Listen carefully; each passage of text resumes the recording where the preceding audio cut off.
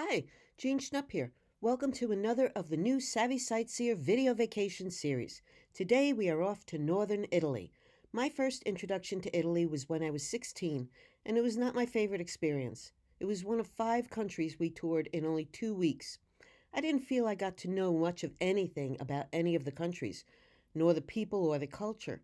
So when I decided to go back to Italy, I wanted to really see a piece of the country, and so narrowed my focus to the northern region. Today we'll start in Milan, the capital of Italy's Lombardy region, and then we'll journey to Verona, the home of Shakespeare's Romeo and Juliet. Next we'll check out the northern lakes, and then we'll cap our tour in the Cinque Terre, dubbed the Italian Riviera. So settle in and relax. We are off to Milan. Milan has been called the fashion capital of the world, and they want to make sure visitors get that message as soon as they arrive. This steel and plastic sculpture does a good job of doing that. You see on the left, that's a needle with thread that it's pulling through across under the street, where on the other side you see the knot. Here is the majestic Duomo, the historical center of Milan. This Gothic cathedral was hundreds of years in the making. It was built from 1386 into the 1880s, so whole generations of families took part in its construction. Its unusual pink marble is quarried from Candolia and transported about 65 miles to Milan. It is the 4th largest cathedral in the world and can hold up to 40,000 people. I'm boggled by the delicacy and detail work done all the way back in the 14th century. When you think about what tools did they have then? Just chisels and talent. The marble is very beautiful, but it is also very fragile and needs constant restoration. Reportedly, in a span of about 50 to 100 years, all the stones have to be replaced. To get a close-up view of the Duomo, I got creative and went up to the 7th floor outdoor cafe of La Rinascente across the square. It's Italy's oldest department store format, opened in 1917. When I turned to walk back through the store, I was met with an artwork of a completely different type. Stunning shoes and bags, highlighting Milan's status of a fashion capital. But these were made entirely of chocolate. Definitely too pretty to eat. Next door is Milan's version of the Smith Haven Mall, named for the first king of Italy, the Galleria Vittorio Emanuele II. It was built in the late 1800s, and it is the oldest enclosed shopping mall in the world. It's also the first building in Milan that got electric light. It certainly doesn't look like our malls. There's a glass and steel vaulted ceiling here. You'll also find the flagship stores for the first Prada, Gucci, and Louis Vuitton. There's even a fashionable mosaic floor. Urban folklore has it that if you place your heel in the bowl, spin 3 times, you'll be sure to return to Milan. Judging by how well worn the spot is, a lot of people fall in love with Milan and want to make sure they get back to return to it. At one exit of the mall is a tribute to one of Italy's most revered sons, Leonardo da Vinci. He lived here in Milan from 1492 to 1500 under the patronage of the Sforza ruling family. He is considered one of the greatest of Renaissance men. Reliefs on the monument depict some of the disciplines that Da Vinci mastered: painting, sculpting, architecture, and civil engineering. He ultimately designed waterways and even locks to facilitate transporting that Candolia marble for the Duomo. At the base are 4 of his favorite students, and that serves as a reminder that he also paid it forward by training new artists. A highlight for any traveler to Milan is the Church of Santa Maria delle Grazie, to see one of Da Vinci's greatest works, The Last Supper. There are many symbols and secrets hidden in the scene, such as the calm central figure amid a storm of emotion around him. And also there's the strange organization of groups of 3, which we will look at closer in a minute. Da Vinci's main talent was in creating depth. Even standing in front of this, it was hard to remember it was flat. There were no arches. He used an experimental painting technique, but it was a failure and has had many restorations since he finished the 3-year project in 1498. It is a huge fresco, about 29 feet across and 15 feet high. The cutout in the center was originally an entrance to the monks' dining room. Although the church was heavily bombed in World War II, the wall remained standing thanks to the Monuments Men. This group, highlighted in the George Clooney movie, really existed and was tasked with trying to save treasures from destruction toward the end of World War II. They jury rigged a scaffold of steel bars and sandbags around the wall. After the raid, it, as well as the wall opposite with another important fresco, Giovanni Donato's 1495 Crucifixion, were still standing. Moving east from Milan, we find Verona and the Ponte Pietra over the Adige River. This Roman arch was built originally in the 1st century BC. At the end of World War II, Germans bombed the bridge to isolate the residents. But locals were so distraught to lose their precious artifact, they dove into the river to retrieve as much of the original white Roman marble they could so that they could rebuild it. Of course, there are many very beautiful things to see in Verona, like this Roman arena that still functions. It was built in the 1st century, about 30 AD. Also made of pink marble, it is the 3rd largest Roman amphitheater in Italy. About 30,000 spectators once were able to fill it, but due to current regulations, only about half of that can. Otherwise, people could see Dante's Square, where thousands of years of architecture surround a statue of the famous author of the Inferno and Divine Comedy. Or visitors could admire the intricate collection of fine mausoleums of the once powerful Scaligeri family, rulers of Verona in the 13th and 14th century. But more often, they flock to see the symbols of Shakespeare's drama, Romeo and Juliet, which starts in fair Verona, where we lay our scene. Many of Shakespeare's storylines were based on real events, like the 12th century feuding Montecchi and Capuletti families. He changed their names, but only slightly, to the Montagues and Capulets. This, reportedly, was Romeo's house. The Montecchi home features an unusual roofline called an inverted pontiff's hat. Nearby is, of course, Juliet's house and the balcony of such fame. Verona embraces, or shall we say exploits, its association with the popular star-crossed lovers, and this court is quite a draw. Below is a wall devoted to lovers, and there's the locks of love. The tradition is to put your names onto the lock and close it over the railing, and you will then be lovers forever. When I was there, trouble brewed for a newlywed couple. All excited, the new bride turned to her groom, but it appeared he forgot to bring one. Fortunately, vendors are on hand nearby to sell new ones. Another legend is to rub the breast of Juliet's statue for luck in love. Well, this guy clearly decided if rubbing one brings luck, 2 rubs must bring more. I disguised him in case his wife finds this picture. North of Verona is the Lake District. The first lake you come to is Lake Garda, the largest lake. On a peninsula at the southern end of it is the ancient town of Sirmione, first inhabited during the 1st century BC. The Scaligeri family built a castle and fortress town here in the 13th century, for whenever they wanted time away from Verona. Part of its appeal then, and now, are its natural thermal springs. There are even ruins of ancient Roman changing rooms. It oozes old-world charm. Ancient buildings, narrow roads, all kinds of shops, very serene in its largely earth tones of beige and gold. That is, until you turn a corner and come across this vivid splash of color, wisteria covering a building. Little Garda is farther up the coast and is very typical of towns lining the lake. There's tiny, twisty lanes, and here I was struck by the smell of fresh leather. A fun thing to do is to watch all the souvenir-buying Americans try to work out the metric system to figure out how many centimeters equate to a 36-inch belt.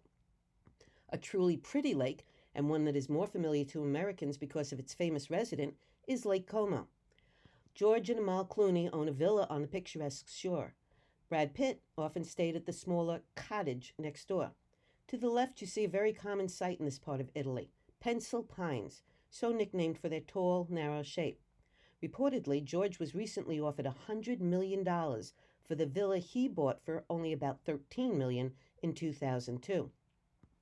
The lake is ringed by the Alps in the distance, and another town on the lake is Bellagio, so picturesque it is dubbed the Pearl of the Lake. Impossibly small lanes loaded with inviting shops sell exquisite one-of-a-kind goods like hand-painted silk scarves. Italy's northern lake region includes cosmopolitan Lake Lugano, That's shared with Switzerland. A small piece of the shoreline is Italy's and decidedly more Italian than Swiss. It's a modern financial center with chic shopping along pedestrian walkways. While most visitors flock to its famous casino or to the labyrinth of streets and shops, a short walk along the shore delivers one of the most beautiful experiences in town, a 14th century church of St. Mary of the Angels. Its bland exterior doesn't prepare you for what's inside. With the Renaissance frescoes by Bernardino Luini, and all for free. Luini was a contemporary of Da Vinci, but nobody's quite sure about the relationship or how their paths crossed, but it is widely believed that he was probably a former student of Da Vinci's. The painstakingly detailed presentation of the Passion and the Crucifixion of Christ has perhaps one of the world's first selfies, a self-portrait of Luini there on the horse.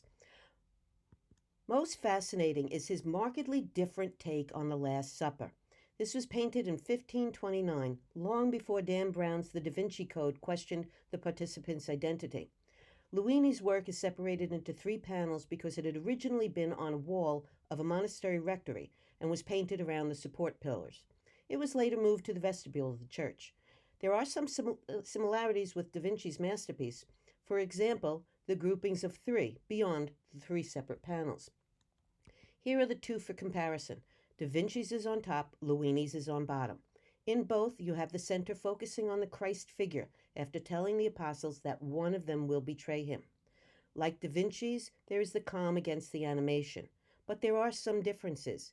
In Da Vinci's one, there seems to be a knife held at a very odd angle. It's believed to be held by Pietra, but Da Vinci was an expert at anatomy, and so there is a question as to whether or not there is an apostle that we can't see and that the knife is actually in his hand. Notice the difference in how the knife is positioned in Luini's one on the bottom. There's also the question of the figure next to the Christ figure. Is that the Apostle John in Da Vinci's version, or is it the Mary Magdalene character in the second one in Luini's? Also notice where Judas is. In Da Vinci's, he is on the left of the Christ figure as we look at him. And Christ's hands are held at different angles. The one that's facing Judas is clenched. The one that is away is open. Whereas in Luini's one on the bottom, it's the exact reverse. Judas is on the right side of the Christ figure, and that is the hand that is clenched, whereas the hand on the opposite direction is open. There's spilled salt that could symbolize bad luck. And if that Judas figure on the bottom looks a little familiar, well, yep, there it is with Luini doing another selfie as Judas. It is really hard to pick which of Italy's lakes is the most stunning, but this one is definitely a contender. This is Lake Maggiore, the second largest lake in Italy and the westernmost in the Lake District. It's about a 1-hour train ride from Milan. This town is Stresa, and it was the setting for A Farewell to Arms by Hemingway.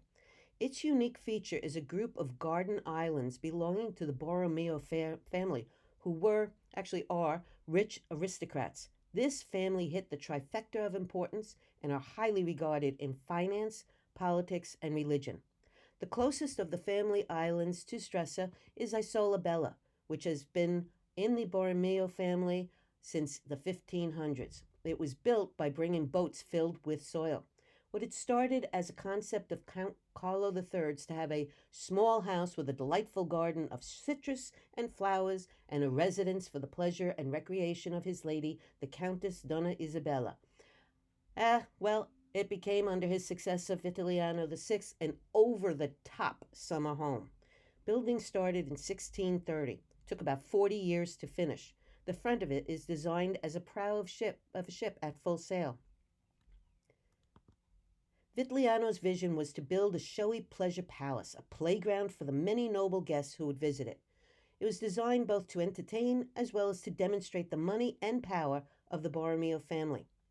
There are gorgeous interiors, like the music room. History could have been changed here.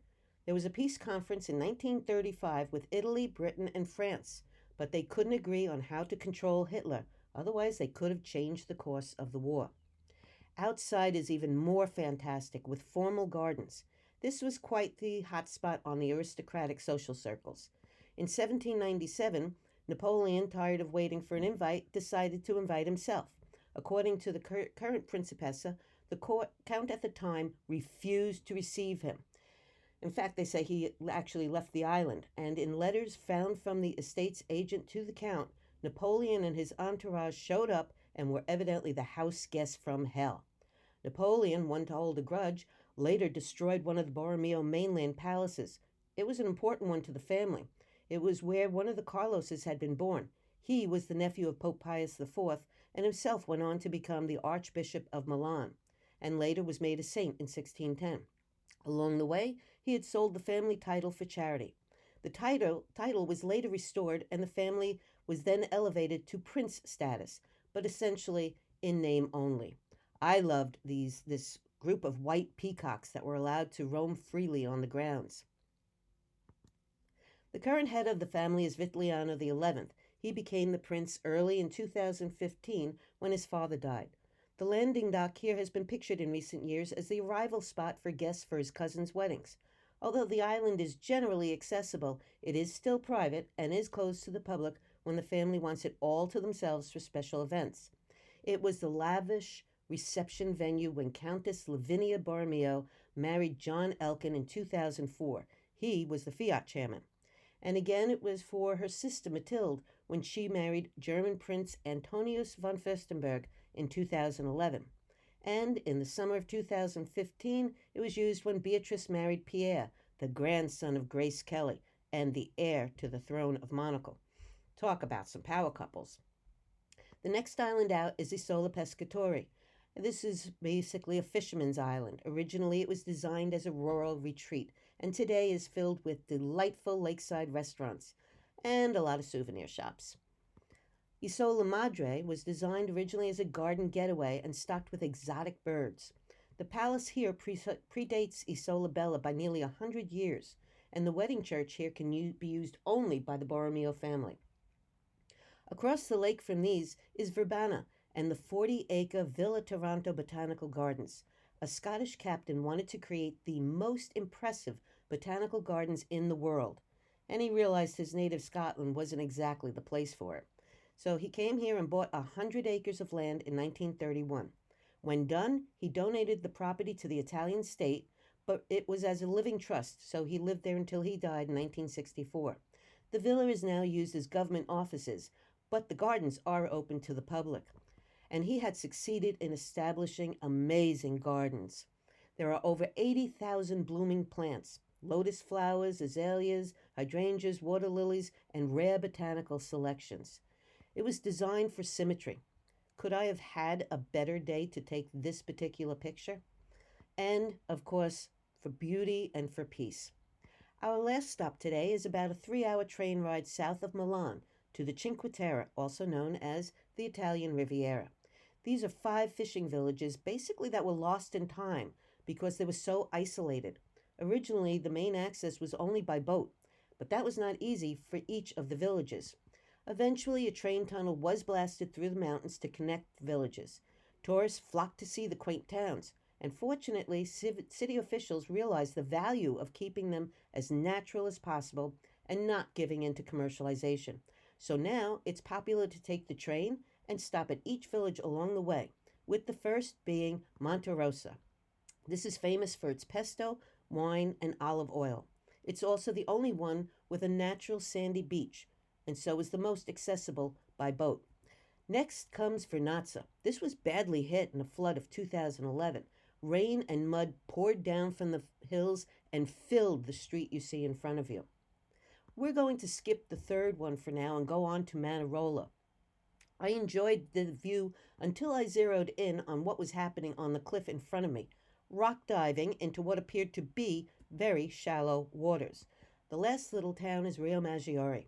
Although there is a path linking each town called the Azure Way, some parts are quite rugged, except for the half-mile walkway from Monterosa to Rio Maggiore, dubbed the Via dell'Amore, or the Love Way. A lot of people will train to Monterosa, then walk the path to Rio Maggiore for the breathtaking scenery. From here, it's fun to take the ferry, with stops in each village back to Monterosa for a different perspective to see the towns from the sea. And that's how I viewed Cornelia. That was the middle town that I had skipped before. The train does stop here, but along the water's edge at the bottom of the screen. And then there's about 380 steps switchback to get up to the town itself. The story goes that fishermen painted their homes in different colors to be able to easily spot their house from the water as they returned from the sea, making this colorful town a natural for the cover of picture calendars. I like to end all of my programs with the words of Dr. Seuss and say sometimes you don't appreciate the moment until it becomes a memory. And I like to say to that to always remember to celebrate the moments and treasure the memories. Now, if you'd like to see more of Italy or any of my European destinations, go to my website. If you have any questions about this program, email me or use the contact page on my website. When libraries are again offering programs, you can check my programs tab to see where I'll be. Until then, visit the library site for more video vacations by Savvy Sightseer. Stay healthy, stay home. Ciao.